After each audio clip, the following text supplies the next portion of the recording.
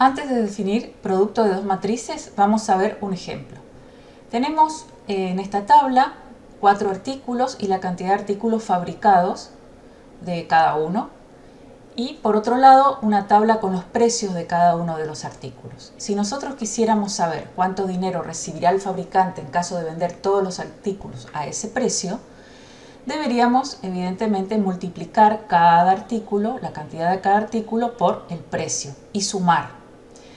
Entonces obtendríamos el dinero que recibirá el fabricante. Para eso lo que vamos a hacer es ordenar la cantidad de artículos en una matriz fila, es decir, que es una matriz que tiene una fila y 4 columnas, y los precios en una matriz columna que tendría 4 filas y una columna. Esto también nos recuerda a dos vectores, ¿verdad?, dispuestos de forma horizontal o vertical. La operación que acabamos de describir, que sería 20 por 33 más 15 por 20 más 28 por 40 más 40 por 10, también nos recuerda a un producto escalar de dos vectores. Entonces, este producto de una matriz fila por una matriz columna nos daría, en este caso, el dinero que recibirá el fabricante si vende todos los artículos a ese precio. Ahora vamos a definir el producto de dos matrices en general. Para multiplicar dos matrices es necesario que las matrices a multiplicar cumplan con la siguiente condición. El número de columnas de la primera matriz debe ser igual al número de filas de la segunda matriz. Es decir, que si la primera es m por n, la segunda va a ser n por p.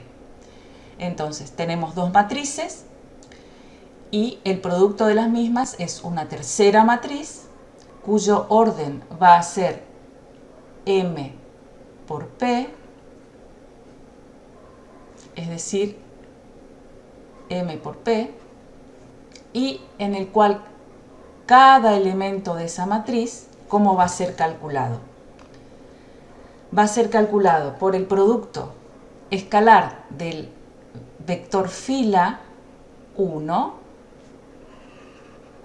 por la columna 1. Así calculamos el elemento 1, 1 de la matriz producto, es decir, A11 por B11 más A12 por B21, etcétera, hasta A1n por Bn1.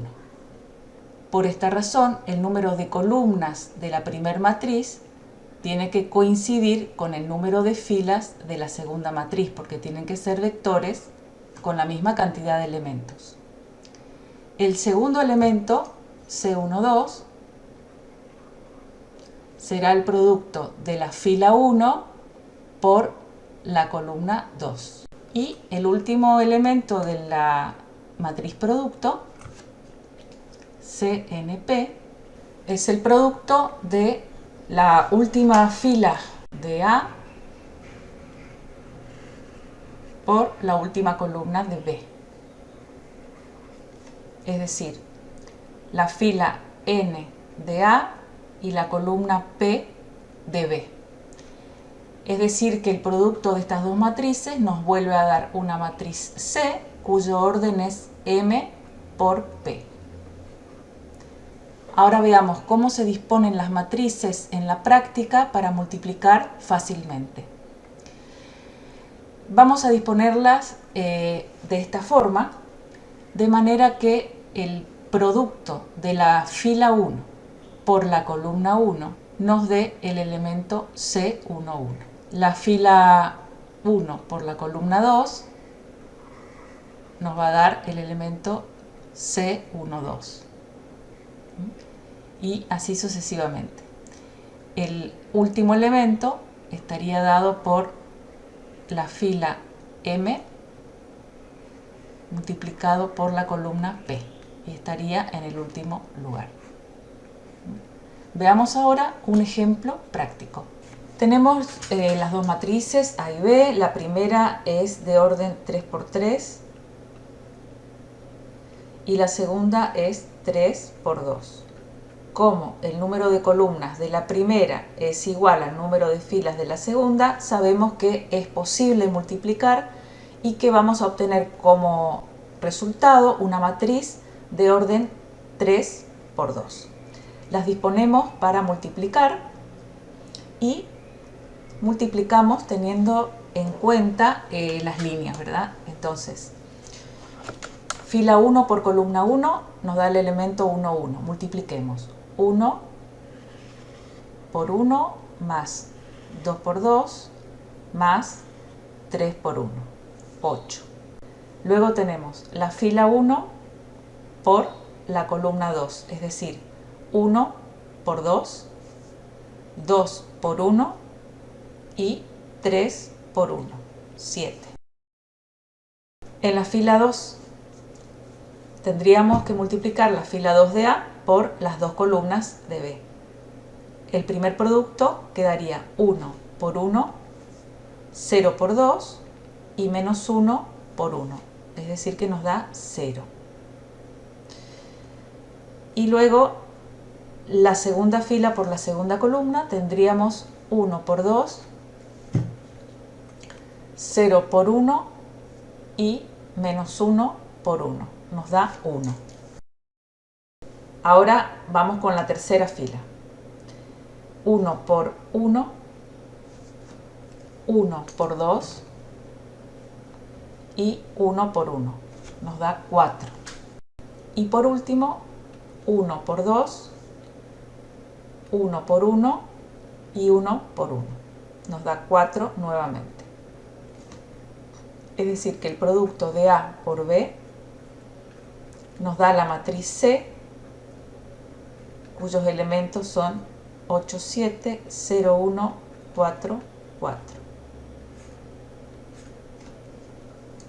Ahora veamos cómo generalizar y cómo escribir simbólicamente el producto de dos matrices. Nosotros vimos que cada elemento C sub i j va a ser el producto de la fila I de la primera matriz por la columna J de la segunda matriz. Entonces nos quedaría este producto como está descrito aquí. Lo que se puede observar es que en esta suma de productos la I y la J quedan fijas y lo que va aumentando de uno en uno es el número de columnas de A y el número de filas del elemento B, que primero toma valor 1, luego valor 2, luego valor 3, hasta el último valor que es n. Y esta suma de productos que tienen un mismo patrón en matemática se escribe de esta forma. Cada elemento C sub i j sería la suma o la sumatoria, esta letra griega sigma representa sumatoria, de los productos que tienen esta característica. A sub i k por B sub k j, donde k, como bien se ve acá, varía desde 1 hasta n. Entonces se escribe de esta forma, ¿sí? Con k variando de 1 a n. Esto quiere decir que el primer término de esta suma es AI1 B1J más AI2 por B2J más y así hasta llegar al valor de k igual a n. Esta es una forma abreviada de escribir esta suma de productos que tienen el mismo patrón. Veamos las propiedades del producto de matrices en general. Es una operación cerrada, ya que el producto de dos matrices me vuelve a dar una matriz. El producto es asociativo, es decir que si tengo tres matrices multiplicables puedo asociar ya sea B con C o A con B. Es distributivo respecto de la suma de matrices, tanto a derecha como a izquierda, siempre y cuando obviamente B y C sean multiplicables con A, lo mismo en el segundo caso, ¿verdad? Ahora, las matrices que son cuadradas cumplen algunas propiedades especiales para el producto que me gustaría mencionar. En principio existe una matriz nula del mismo orden de A, de modo que A por n o n por A me da n, es decir, la matriz nula. En el caso de matrices rectangulares también es posible encontrar una matriz nula cuyo producto sea nulo, pero no se va a dar la conmutatividad, no necesariamente van a ser multiplicables.